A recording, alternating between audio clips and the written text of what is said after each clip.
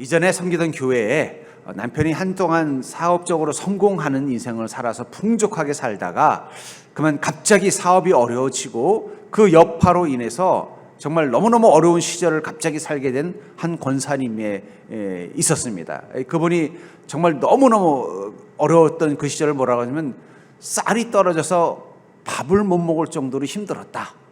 그전에는 너무 풍족해서 넘쳐나다가 쌀이 떨어져서 밥을 못 먹을 정도로 힘들었던 시간이 있었다는 얘기를 하더라고요. 그러면서 제가 물었습니다. 그때 가장 힘들었던 일이 무엇입니까? 라고 물었더니 그 권사님이 하시는 말씀이 뭐냐면 돈이 없다는 것도 힘든 거지만 그보다 더 힘든 거는 내가 이 돈이 없어서 느껴지는 수치심이 너무 힘들더라는 거예요. 친구들이 밥 먹자고 가면은 먼저 지갑부터 보고 돈이 없으니까 가면 자기가 밥을 사야 될 때도 있고 커피라도 사야 되는데 그걸 못하니까는 차마 그 앞에서 더럽다는 소리를 못하겠고 하니까는 이 핑계 저 핑계 대고 친한 친구와의 만남을 거절해야 됐던 시간들. 또 교회 가서도 뭔가 예배 은혜를 받는데 헌금을 하고 싶은데도 뭔가 좀 자기가 헌금하고 싶은 이전처럼 하고 싶은 마음이 있는데도 그걸 할 수 없는 그런 상황들. 또 주변에서 내가 힘들어한다는 걸 소문을 듣고 와서는 그전에는 나를 보면 막 아이고 어떻게 이렇게 권사님은 이렇게 또 복이 많으셔가지고 하던 사람들이 이제는 나를 조금 뭔가 업신여기는 듯한 눈빛을 볼 때마다 그것이 느끼는 그 수치심이 자기는 너무 괴로웠다는 거예요.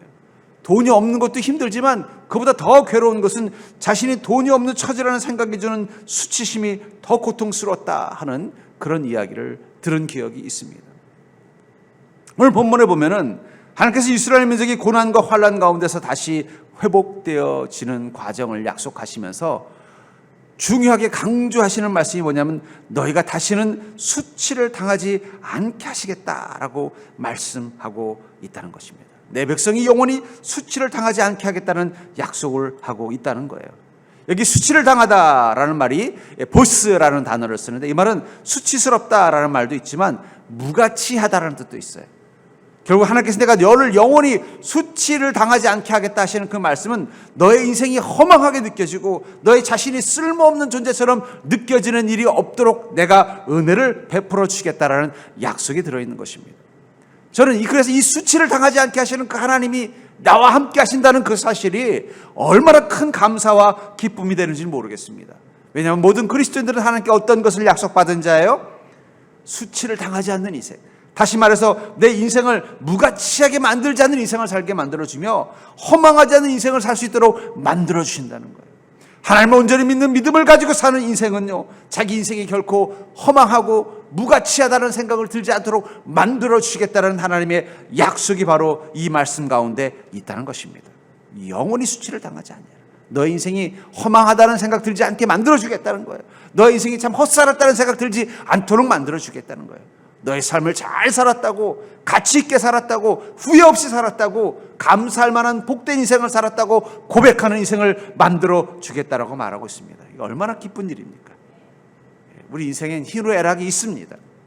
고난도 있고 어려움도 있고 좋은 일도 있고 어려운 일도 있습니다. 제가 소개로 든 그 권사님 정말 잘 나갈 때도 있었지만 경제적으로 너무 어려울 때도 있었다는 거예요. 물론 나중에 또 회복이 돼서 또 정상적으로 됐을 땐 또 여유 있게 살게도 되셨고, 인생은 그런 것입니다. 좋은 일이 있을 때가 있는가 하면 힘든 일이 있을 때도 있습니다. 그래 중요한 건 그 어떤 순간을 지나가더라도 내가 내 인생이 허망하다는 생각 들지 않는다면, 내 인생이 참 쓸모없는 인생을 살고 있구나 생각이 들지 않는다면 우리는 복된 인생을 사는 것일 것입니다. 그리고 하나님께서는 우리가 그런 인생을 살도록 약속하고 있다는 것입니다. 그렇다면 주님과 함께하면 우리가 수치를 당하지 않는 이유는 무엇일까요?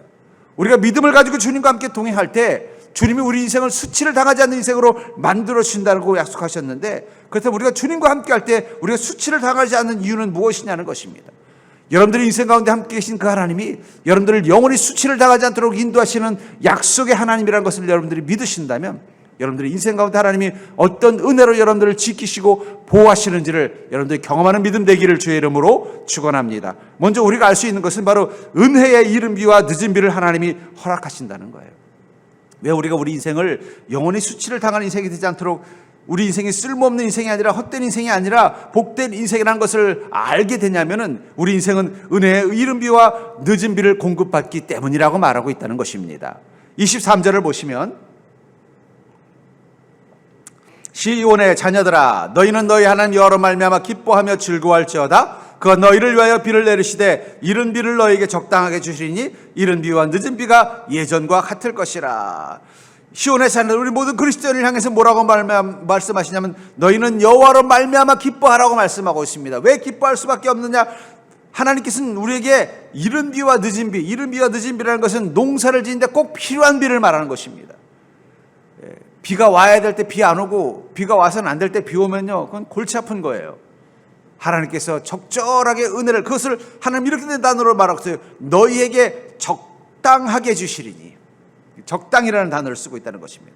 우리는 주님의 은혜는 우리 인생 가운데 이른 비, 늦은 비와 같은 은혜로 함께 하십니다. 그리고 그 은혜를 줄 때 주님은 적당하게 주신다는 거예요. 적당하다라는 말이 히브리어로 째다카라는 단어를 쓰는데 이 말은 의롭다라는 단어도 가지고 있어요. 의롭다. 무슨 말이에요? 하나님께서 우리에게 은혜를 베풀어 주실 때 하나님 보시기에 의롭게, 선하게, 적절하게, 최고로, 베스트하게 주신다는 거예요. 우린 선하다는 것이 성경에서 보면 선하다는 것은 풍족한 것이고 풍족한 것은 충족되는 것을 의미할 때 이 선하다는 단어를 성경에서는 많이 씁니다. 그러니까 선하다는 게 우리가 생각하는 윤리적으로 착하다는 개념으로만 쓰는 게 아니라 성경에서 선하다는 말은, 선하다는 건 풍성할 때도 우리는 선하다고 말하고 어떤 내 안에 필요한 어떤 것들이 충족되어지는 것도 선하다고 표현한다는 것입니다. 그러니까 하나님께서 의롭게 적당하게 우리에게 이른 비와 늦은 비를 주신다는 것은 선한다는 건 풍족하게 충족되어지게 채워준다는 거예요. 그런데 문제는 우리가 채워지는 충족이라는 기준은 하나님이 생각하는 것과 좀 다르다는 거예요. 전에 벌써 오래됐습니다만 저희 아이가 어릴 때 강아지 한 마리를 우리 고모님이 주셔가지고 반강제적으로 떠맡게 됐어요. 고모님 강아지가 있는데 그 강아지가 새끼를 너무 많이 낳은 거예요. 근데 혼자 다 키울 수는 없고 이제 다 분양을 했는데 이게 다 처리가 안 되니까 우리 집에 이제 한 마리를 강제적으로 분양을 준 겁니다. 그 애기 어린데 얼마나 외롭겠냐고. 이 강아지가 있으면은 아이들 정서발 때라도 도움이 되고 하면서 이제 거의 반강제적으로 한 마리를 주신 거예요. 그래서 어쩔 수 없이 한 마리를 이제 키우게 됐어요. 근데 그 강아지를 키우는데 보니까 주의사항이 있더라고요. 뭐냐면 저는 이제 그런 생각이, 강아지를 이제 놓고 나갈 때가 있잖아요. 그럼 밥을 제대로 못 주니까 만약에 그러면 한 3, 4일 집을 비우면은 3일치 밥을 한꺼번에 주고 가면 어떠나? 그럼 지가 알아서 아침, 점심, 저녁 적당하게 먹을까 했더니 강아지는 그렇지가 않대요. 강아지는 자기가 배부르다는 걸 못 느낀다는 거예요. 그러니까 주인이 주는 대로 다 먹는데요. 그럼 어떻게 되겠어요? 배탈이 나거나 병이 든다는 거예요. 그래서 강아지한테 먹을 걸 줄 때는 강아지가 적당한 양만 줘야 된다는 거예요. 그런 주의사항을 보고서 그래서 한꺼번에 다 주면 안 된다는 거예요. 그래서 왜냐하면 강아지는 이 배부르다는 걸 못 느끼기 때문에 주인이 개밥을 주면은 다 먹고 또 이따 또 주면 또 밥 먹어야 되는 줄 또 먹고 계속 먹는다는 거예요. 그럼 병이 난다는 거예요. 제가 그 얘기를 들으면서 어쩌면 강아지만 그런 게 아니라 우리 마음도 그렇죠. 하나님이 주시는 걸 다 받고도 여전히 뭐예요? 자신이 배부르다고 느끼지 않으니까 또 뭐 하나 안 주시나? 왜 개들이 그러잖아요. 집 앞 다 먹고도 또 주인이 옆에서 밥 먹고 있으면 또 와서 꼬리 흔들면서 뭐 하나 안 주나? 이거 쳐다보고 있어. 그래서 불쌍하다고 주면 그런 개들은 대부분 어떻게 돼요? 비만견, 성인병에 걸려가지고 일찍 죽는 거예요. 오래 살게 하려면 어떻게 해요? 적당한 양만큼만 줘야 되는 거예요. 아무리 그 강아지가 더 먹고 싶다고 꼬리를 흔들고 뭘 해도 주면 안 된다는 거예요. 그래서 그런지 우리 강아지는 한 17년인가 오래 살았어요. 같은 종류 중에는 제일 오래 산 강아지 중에 한 마리라 그러더라고요. 그 비결이 뭐냐면 많이 안 줬습니다. 또 인간이 먹는 음식을 절대 안 줬어요. 어릴 때부터 딱 사료만 준 거예요. 간식도 많이 안 줬어요. 그랬더니 오래 살더라고요. 우리 인간도 그렇습니다. 하나님께서 은혜를 주실 때 우리는 적당히를 못해요. 하나님이 줘도 부족하다고 늘 생각하니까 또 하나님 좀 뭐 더 안 주시나? 지금까지 이미 주님께서 충분한 이른 비와 늦은 비를 주셨음에도 불구하고 그것에 만족이 안 되는 거예요. 마치 그 강아지가 이 자기 위의 양을 조절할 능력을 잃어버린 것처럼 말이에요. 그러니까 계속 하나님께 채근하는 거예요. 근데 그게 우리에게 복이 되느냐? 아니라는 거예요. 독이 되는 거예요. 여러분, 밥도 그렇잖아요. 과식이 소식보다 훨씬 나쁜 겁니다. 소식하면요 오래 살아요. 근데 과식하면요 일찍 죽습니다. 현대인들은 일찍 죽는 이유가 못 먹어서 일찍 죽는 게 아니라 너무 잘 드셔서 일찍 죽는 거예요. 우리 그렇다는 거예요. 우리 인간도 그렇다는 거예요. 그렇기 때문에 하나님이 우리에게 은혜를 베푸실 때 어떻게 해요? 주인이 강아지에게 밥을 적절한 양을 먹이듯 하나님의 기준에서 적당히를 준다는 거예요. 근데 우리는 그것이 늘 부족하다고 생각해요. 저도 그럴 때가 있죠. 아니, 하나님 그때 조금 더 은혜를 주시지. 그래서 제가 만약 거꾸로 한번 생각해요. 만약 그때 하나님이 더 주셨으면 나는 지금 더 잘 살았을까? 아닌 것 같아요. 그때 더 주셨으면 제가 교만했거나 제가 어리석은 생각을 했거나 잘못된 것에 마음을 빼앗길 수도 있었겠구나. 하나님께서 그때 적당히 하나님 보시기에 의로운 선한 기준에 따라서 적당하게 나한테 그만큼의 은혜를 주셨기 때문에 내가 그 은혜로 여기까지 왔구나. 그걸 깨달을 때가 있어요. 아, 그때 하나님이 좀 나를 좀 도와주셔가지고 그렇게 하시지 왜 그 정도는 안 주시고 이 정도만 주셨을까? 하나님 적당이라는 기준이 나에게 있는 게 아니라 하나님께 있다는 것을 깨닫고 나면은요, 지금 나한테 있는 것에 감사할 수 있다는 거예요. 그렇기 때문에 우리는 주님의 은혜를 깨달으려면 믿음이 필요합니다. 왜냐하면 우리의 마음의 욕심은요, 하나님이 주는 이 이른 비와 늦은 비가 양이 차지 않게 돼 있어요. 인간의 본능은요. 아무리 지금보다 2배의 은혜를 줘도 여전히 우리는 양차지 않습니다. 또 와서 주님이 더 큰 은혜를 안 주시나 기웃거리는 게 우리 인간의 본성이라는 거예요. 근데 우리가 온전한 믿음을 가지고 있으면요, 아, 하나님은 내가 하나님 보시기에 선한 그 적당의 기준이 하나님 보시기에 이 정도면 충분하다는 만큼 주시는 것이고, 지금 내가 누리고 있는 게 바로 그만큼의 은혜를 지금도 누리고 있구나 깨닫게 된다는 거예요. 왜 하나님 지금은 이른 비와 늦은 비를 안 주세요? 그때에 비하면 지금은 이 정도가 적당하다고 하나님 판단하셨기 때문에 이만큼 주는 거라는 거예요. 근데도 우리는 왜 안 주시는가? 믿음의 눈으로 바라보면요, 아, 지금도 하나님의 이른 비와 늦은 비는 내 삶 가운데 내리고 있구나, 그걸 깨닫게 된다는 거예요. 그리고 어느 순간 감사하고 나면은요, 그때부터 하나님이 말씀하신 적당의 기준이 보이기 시작하는 거예요. 내 은혜가 족하다. 그건 하나님께서 적당히 하게 주신다는 은혜를 말하는 거예요. 바울 목사님도 하나님, 아니 제가 사람들의 병은 낫게 하는데 심지어는 떨어져 죽은 사람도 살리고 병자도 날리고 귀신도 쫓아내는데 왜 제 눈에 눈병 하나는 못 고치게 하십니까? 주님, 이것 때문에 사람들이 저를 보고 비웃습니다. 아니 남의 병은 잘 고치면서 자기 병은 못 고치나? 여러분, 제가 이렇게 기도하면 어떤 분들은 병이 낫다는 얘기도 하셔요. 근데 저도 병이 있습니다. 여러분들 속으로, 야, 목사님 뭐 병도 기도해서 병도 낫게 해주신다 하면서 자기 병은 못 고치나? 그런데 여러분, 그분이 그 은혜를 누린 것은요, 하나님의 이른 비와 늦은 비가 적당하게 그분에게 임한 거예요. 네, 저는 그냥 손가락을 얹었을 뿐입니다. 네. 저의 은혜는 이건 거죠. 마찬가지라는 거예요. 그렇기 때문에 믿음의 눈을 가지면요, 우리 마음 가운데 감사가 회복이 되는 거야. 아, 그렇구나. 난 지금 하나님 보시기에 충만하게, 아까 적당히가 무슨 뜻이 있다고 그랬죠? 제다카가 선하다. 선하다는 말이 성경에서는 어떤 뜻으로 쓰인다고요? 충분하다, 풍족하다는 뜻이라는 거예요. 그러니까 감사는 그걸 느끼기 시작한다는 거예요. 아, 그렇구나. 이게 충분한 거구나. 이게 풍족한 거구나. 나는 이미 주님이 주신 모든 은혜를 충분히 누리고 있구나. 그것을 회복하게 되면 감사가 있는 것입니다. 여러분, 지금도 여러분들의 인생 가운데 하나님이 판단하시는 그 적당한, 적절한, 충분한 이른 비와 늦은 비의 은혜가 임하고 있음을 여러분들이 기억하는 믿음 되기를 주의 이름으로 축복합니다. 내가 자꾸 그것이 부족하다고 생각하면 뭐라고 생각하면 된다고요? 아, 내가 강아지랑 비슷한 존재라서 그렇구나. 하나님이 생각하는 그 은혜의 분량이 있다는 거예요. 그것은 나를 사랑하시는 하나님의 판단에서 주는 분량이에요. 내가 더 행복하게, 더 온전한 믿음으로 살게 하시기 위해서 이 정도 주시는 거구나. 그 사실을 깨닫고 나면 감사하지 원망하지 않는다는 거예요. 두 번째로, 우리가 주님과 함께만 수치를 당하지 않는 이유를 오늘 본문은 바로 내 인생의 마당과 독에 넘치게 채워주심을 경험하게 된다는 거예요. 주님의 은혜가 어디에 채워지느냐? 우리 인생의 마당과 독에 채워진다라고 말씀하고 있다는 것입니다. 오늘 본문의 24절과 25절에 보면은 마당에는 밀이 가득하고 독에는 새 포도주와 기름이 넘치리로다. 내가 전에 너에게 보낸 곧 군대 곧 메뚜기와 느치와 황충과 팥중이가 먹은 횟수대로 너에게 갚아주리니. 주님의 은혜가 채워지는 곳은 어디라고 말하고 있어요? 마당과 독이다. 이런 마당이라는 것은 그 사람이 사는 집의 뜰입니다. 독이라는 것은요, 음식을 담는 그릇이에요. 거기에 무엇을 해준다는 거예요? 채워주신다는 거예요. 우리의 일상, 우리의 생활, 우리의 삶에 주님이 채워주시는 것입니다. 여러분들, 주님께서 여러분들을 사랑하신다는 것은 여러분들이 교회 와서 은혜를 많이 받는 것이 아니라 여러분들이 인생 가운데 은혜가 채워지는 것을 경험하는 게 바로 주님의 사랑을 경험하는 거예요. 우리 교회에 와서만 은혜 받고 여전히 삶 속에서는 주님의 은혜를 경험하지 못한다면 그건 뭔가 잘못된 것입니다.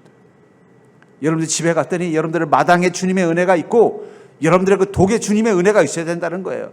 여러분들 집 안에 은혜가 있고 여러분들 통장이나 여러분들의 어떤 여러 삶 속에 그 은혜가 있어야 그 주님의 은혜를 경험하고 있다는 거예요.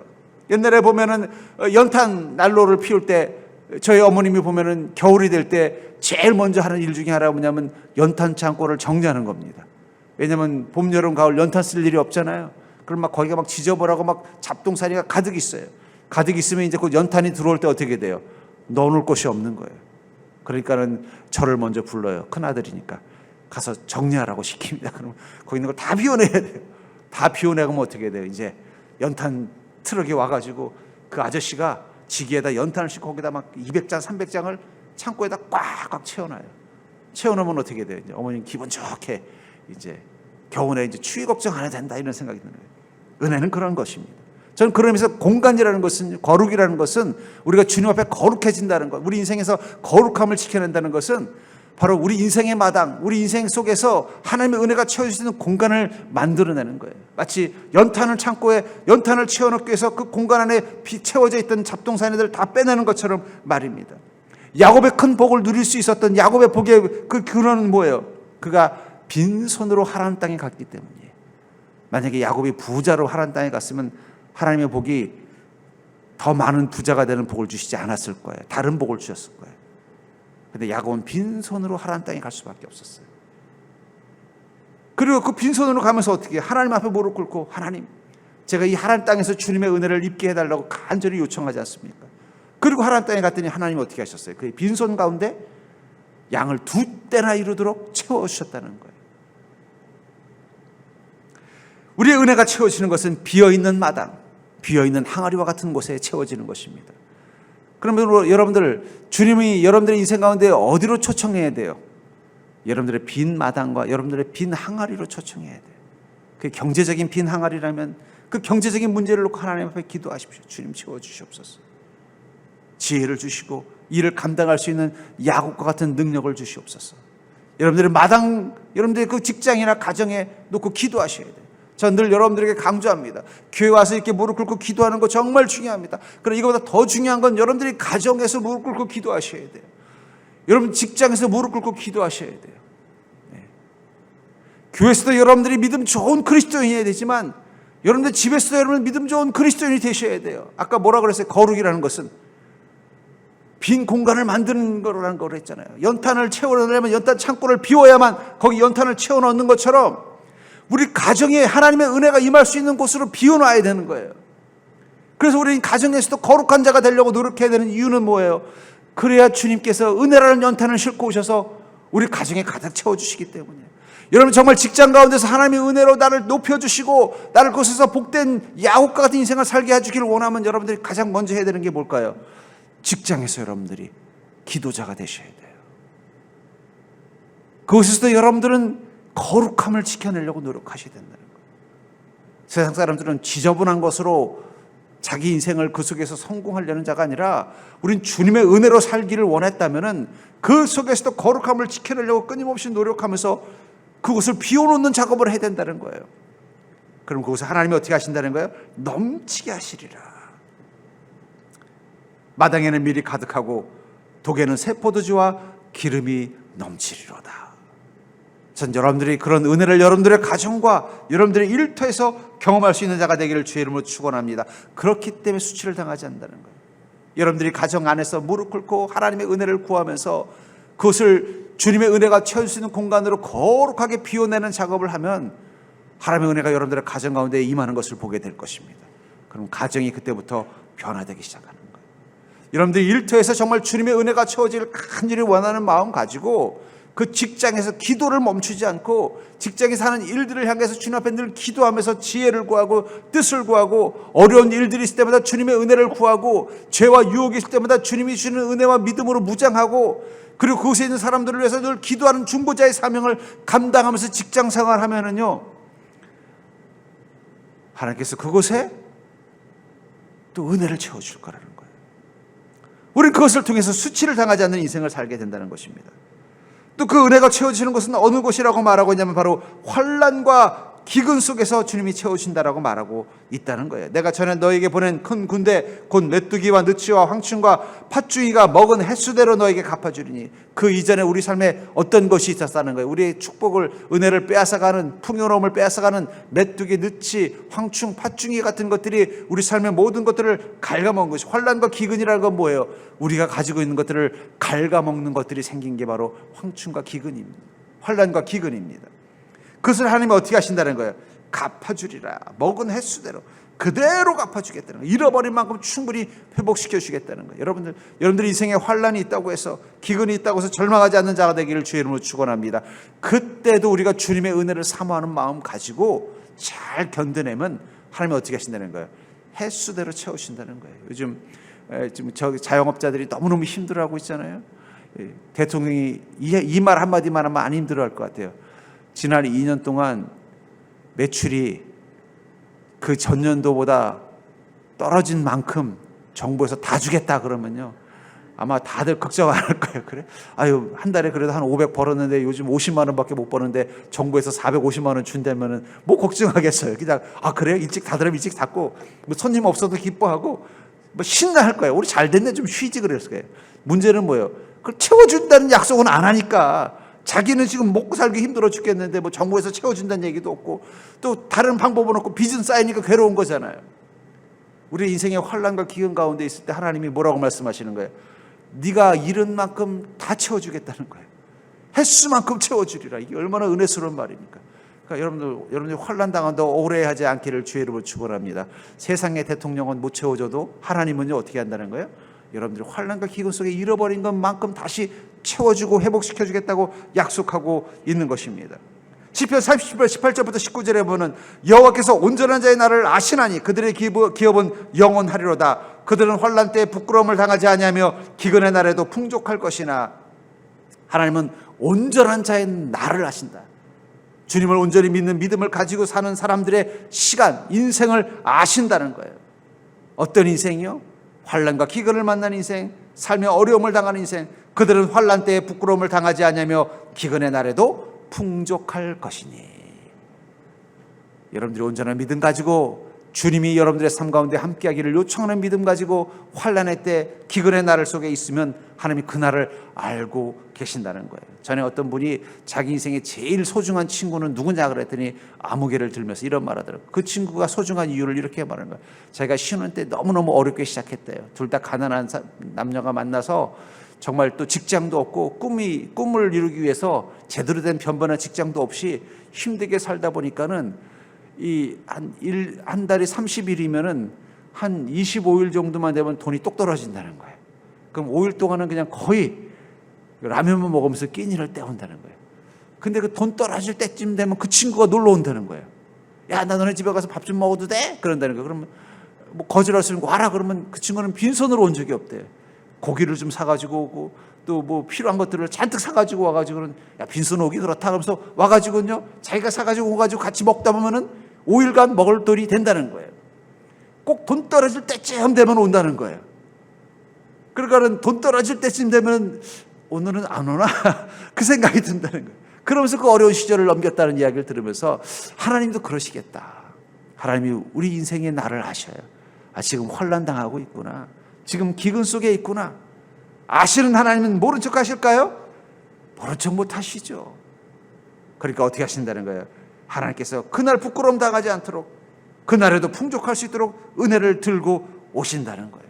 여러분들의 인생 가운데 오신 하나님은 쌀 떨어질 때쯤 방문하는 하나님이라는 사실을 기억하시기 바랍니다.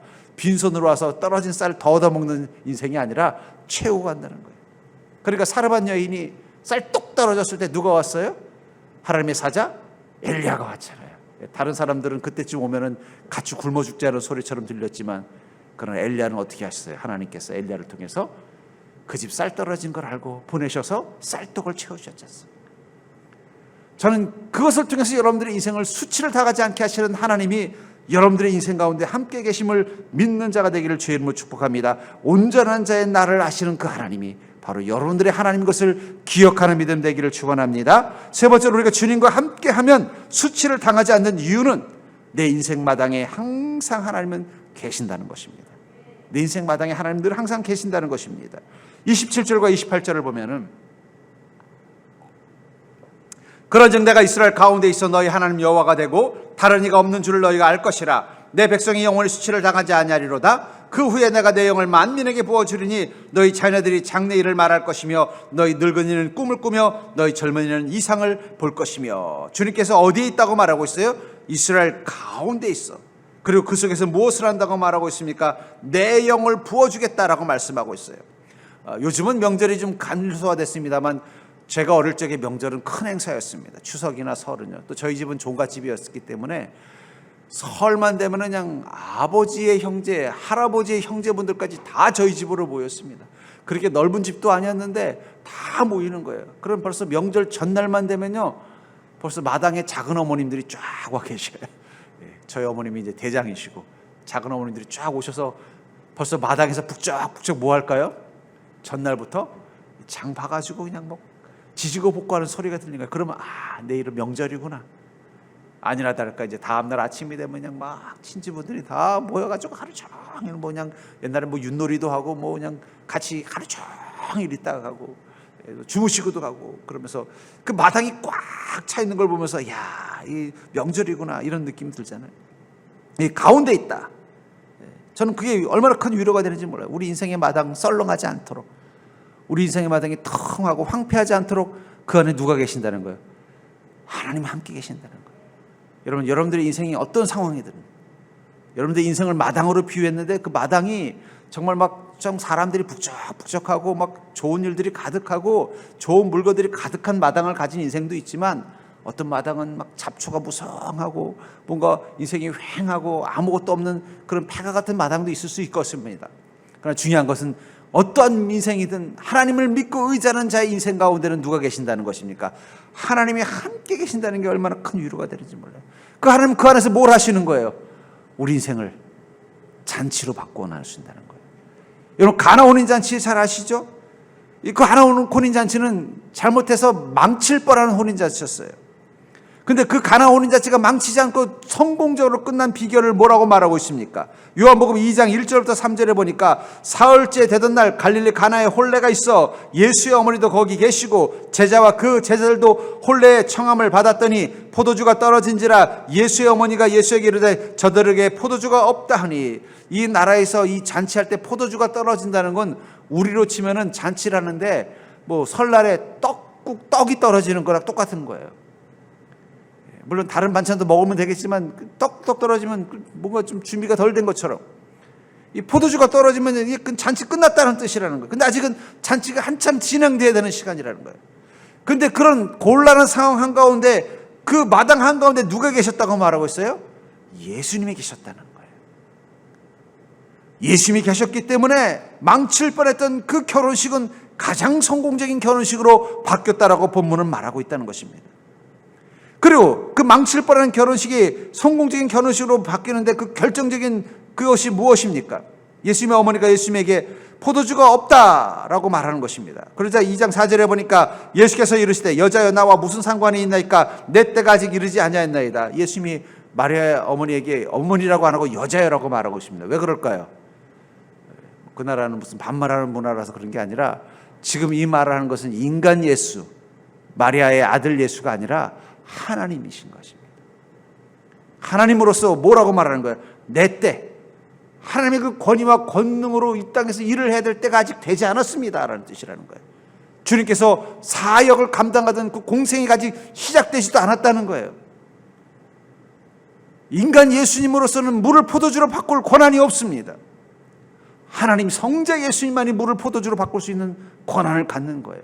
근데 아직 때가 안 된 거예요. 근데도 예수님은 어떻게 하셨어요? 물을 포도주로 바꿔주셨습니다. 저는 그것이 왜 은혜가 되느냐? 주님께서 우리 인생의 마당에 계신 이유는요, 주님의 사역에 우리를 사용하기 위해서가 아니라는 거예요. 물론 주님이 우리를 부르셨을 때 주님의 나라와 영광을 위한 일꾼으로 부르신 것입니다. 주님의 제자가 돼서 이 땅을 하나님의 나라로 만드는 일을 위해서 부르신 건 맞아요. 그러나 주님이 우리 인생의 마당에 계신 것은 그것을 위해서 먼저 계신 게 아니라 우리 인생을 풍성하게 채워주시기 위해서라는 거예요.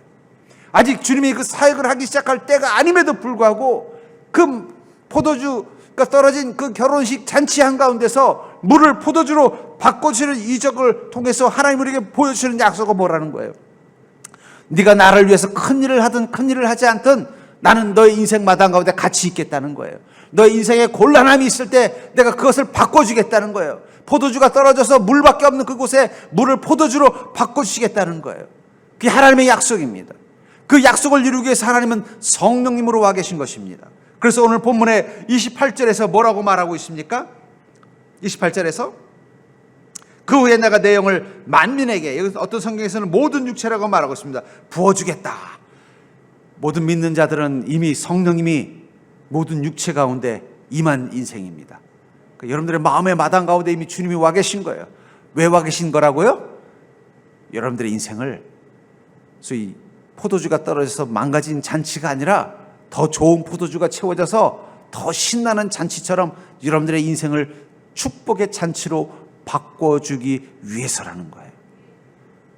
우리가 주님 만나면요, 주님이 우리를 주의 종이 되는 거지만 주님이 우리를 부려먹고 주님의 일을 위해서 우리를 사용하기 위해서만 부르신 게 아니라 주님이 우리 인생 가운데 오신 이유는요, 주님께서 우리 인생을 복된 인생으로 만들어 주시려고 오신 거라는 거예요. 그러니까 여러분들의 영혼 가운데 성령님이 계신 것은 여러분들의 인생이 결혼잔치, 성공한 결혼잔치처럼 축복된 인생, 축제 같은 인생을 살도록 만들어주기 위해서인 것입니다. 그러니까 여러분 성령 충만한 사람은 다 그 마음이 어떻게 된 거예요? 우리 노래 중에 잔치 열렸네 그러잖아요. 여러분들 마음은 다 잔치 열린 자인 것을 기억하는 자 되기를 주의 이름으로 축복합니다. 왜냐하면 주님의 일을 하려고 성령님이 오신 거라면 뭐하러 모든 그리스도인 가운데 다 있습니까? 모든 그리스도인이 다 성령님 있다고 해서 다 주님을 위해서 큰 일들 하고 있나요? 그냥 목사에게나 아니면 장로에게나 권사에게 정도에게나 성령님이 임하고 나머지는 아님에도 뭐 주님의 일을 하는데 아무 지장 없잖아요. 근데 왜 모든 육체 가운데 성령께서 오셨냐는 거예요. 그것은 우리 인생을 그 가나 혼인잔치처럼 하나님의 은혜가 임해서 잔치자리, 축제가 되는 인생으로 바꾸어 주시려고 만드신 거예요. 우리 힘으로는 만들 수 없는 상황. 마치 이 결혼식, 정말 좋은 결혼식 만들려고 그 혼주들이 얼마나 애를 썼겠어요. 근데 포도주가 떨어질 줄 누가 알았겠습니까? 잘 나가던 잔치가 망가질 줄 누가 알았겠어요? 우리가 우리 힘으로 우리 인생을 잘 만들어 보려고 열심히 애를 쓰지만 그런 이 가나 혼인잔치, 포도주 떨어진 가나 혼인잔치처럼 이 축제가 사라져버린 인생이 돼버릴 수 있다는 거예요. 그것을 알고 성령께서 우리 안에 오셔서 어떻게 해요?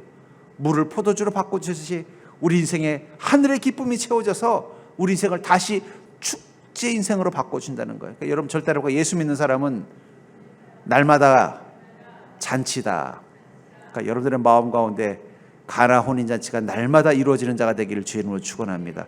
우리 안에 성령께서 늘 계시면요, 그분이 여러분들의 마음을 축제로 바꿔주신다는 거예요. 기뻐하고 감사하고 평안하고. 세상으로 보면은 포도주 떨어진 혼인잔치처럼 문제가 많아 보이지만 주님이 그곳에 오셔서 어떻게 해요? 물을 포도주로 바꿔주듯이 우리 삶을 기쁨의 것으로 다시 바꿔주신다는 것입니다.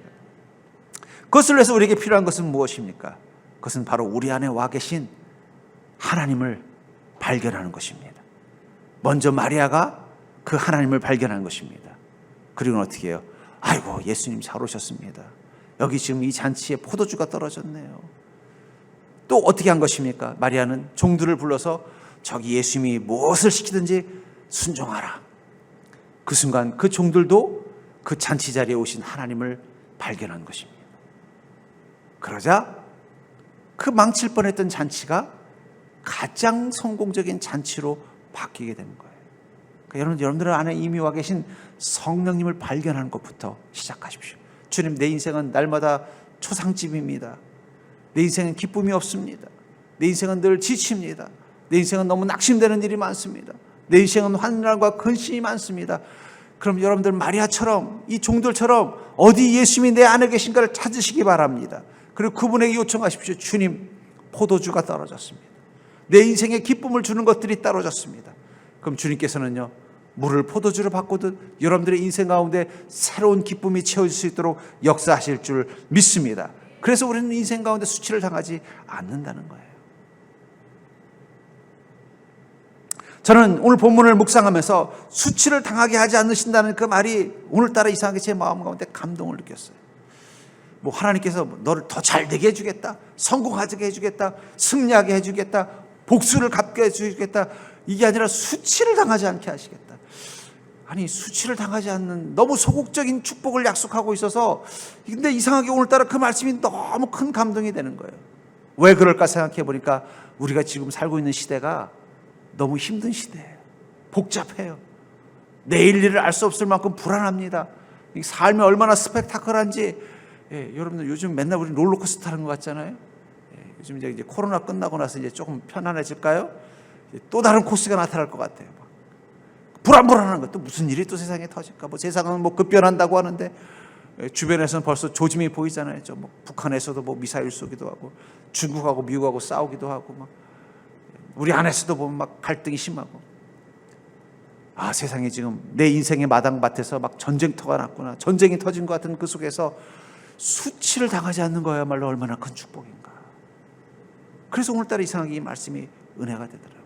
어쩌면 지금 우리 그리스도인이 주님께 받아야 되는 가장 큰 약속은 세상이 어떻게 요동치던 너의 인생은 내가 수치를 당하지 않도록 지키리라, 그 약속을 받는 것인 줄 믿습니다. 그러니까 여러분들 그 믿음 가지고 사시기를 주의 이름으로 축복합니다. 여러분들이 가는 그 인생 어떤 곳을 향해 가든 그 속에서 하나님 여러분들을 지키실 것입니다. 보호하실 것입니다. 결코 수치를 당하지 않도록 함께 하실 것입니다. 그 하나님을 믿는 믿음 가지고 여러분들의 인생을 향해 나아가는 자 되기를 주의 이름으로 간절히 축원합니다.